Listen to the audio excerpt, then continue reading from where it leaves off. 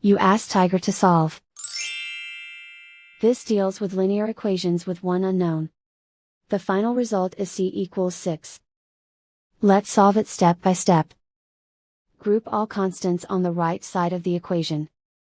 Subtract 36 from both sides. Group like terms. Simplify the arithmetic.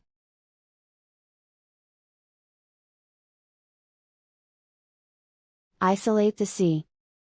Divide both sides by -6. Cancel out the negatives.